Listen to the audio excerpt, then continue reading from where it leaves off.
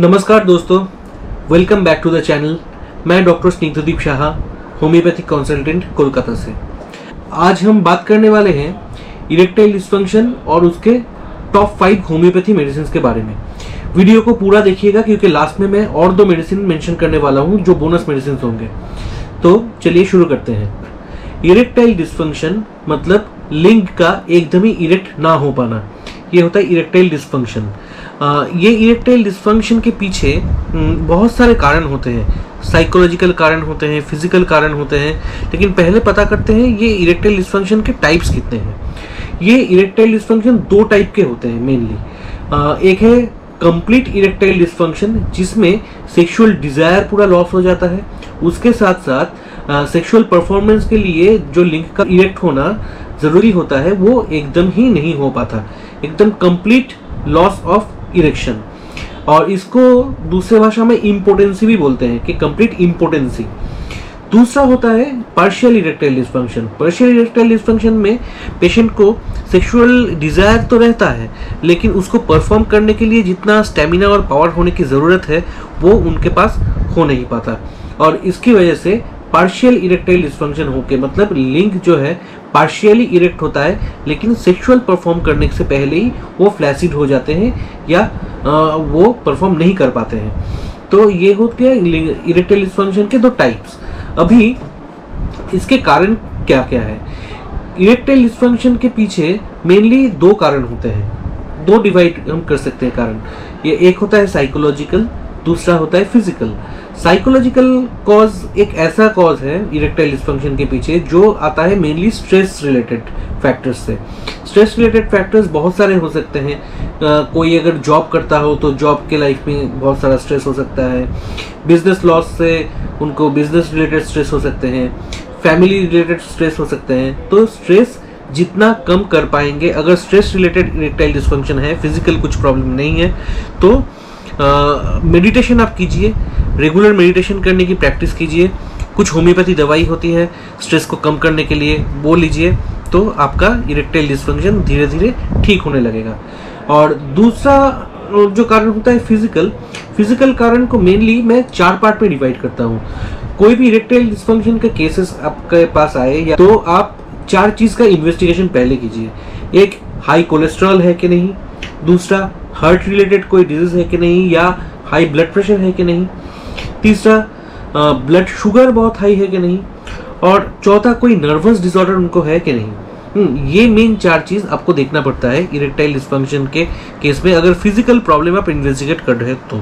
अगर फिजिकल कोई भी प्रॉब्लम इसमें से आया तो डेफिनेटली उसका ट्रीटमेंट अगर चालू हो जाएगा तो इरेक्टाइल डिस्फंक्शन धीरे धीरे ठीक होने लगेंगे।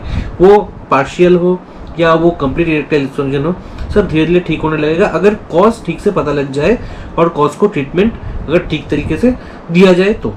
अभी आते हैं इसके ट्रीटमेंट के बारे में। ट्रीटमेंट में मेन जो है इरेक्टाइल डिस्फंक्शन के लिए आज मैं बताने जा रहा हूँ 5 best homeopathy medicine for erectile dysfunction. ये 5 दवाई क्या क्या है। पहला नाम है लाइकोपोडियम। लाइकोपोडियम एक बहुत डीप एक्टिंग मेडिसिन है, और क्योंकि इरेक्टाइल डिस्फंक्शन एक साइकोलॉजिकल बीमारी और एक फिजिकल बीमारी दोनों ही हो सकता है, प्रेफरेबली लाइकोपोडियम को हाई पावर दीजिए। हाई पावर मतलब 1M 10M ऐसे पावर में लाइकोपोडियम को स्टार्ट कीजिए।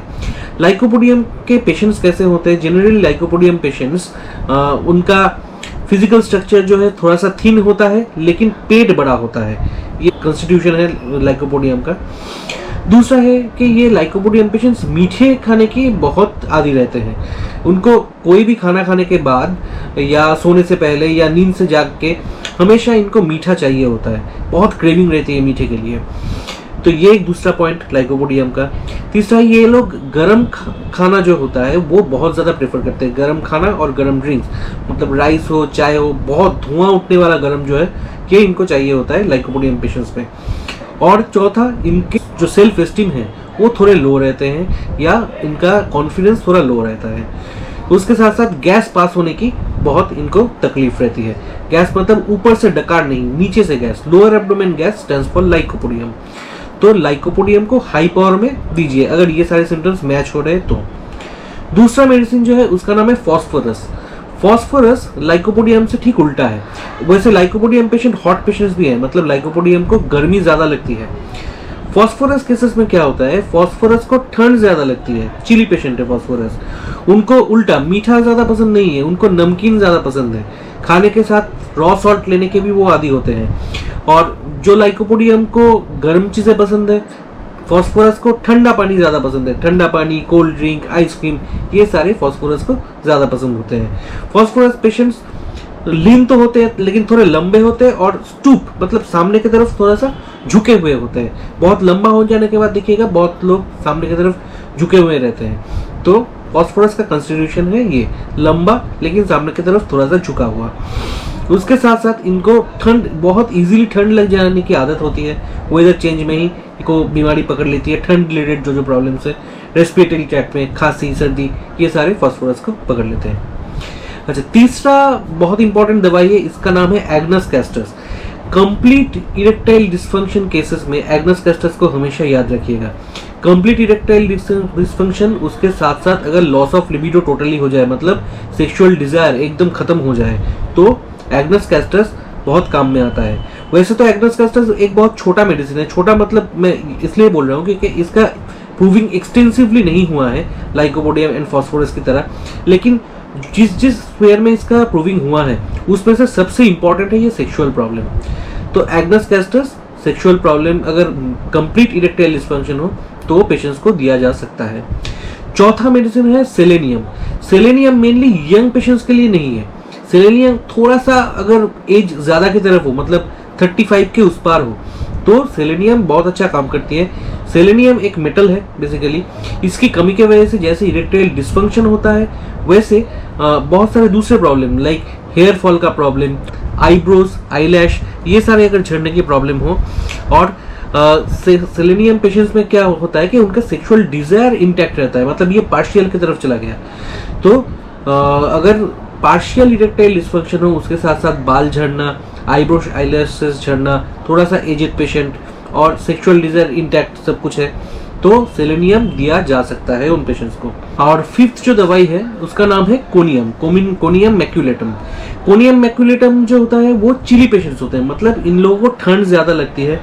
कोनियम को एक ग्लैंडुलर एफेक्शन होने की एक हिस्ट्री रहती है या एक रिकरेंट टेंडेंसी रहती है, मतलब यहाँ वहाँ ग्लैंड फूल जाना, लाइक स्क्रोटम में कोई ग्लैंड फूल गया, या गले में कोई ग्लैंड फूल गया, या बगल में कोई ग्लैंड फूल गया।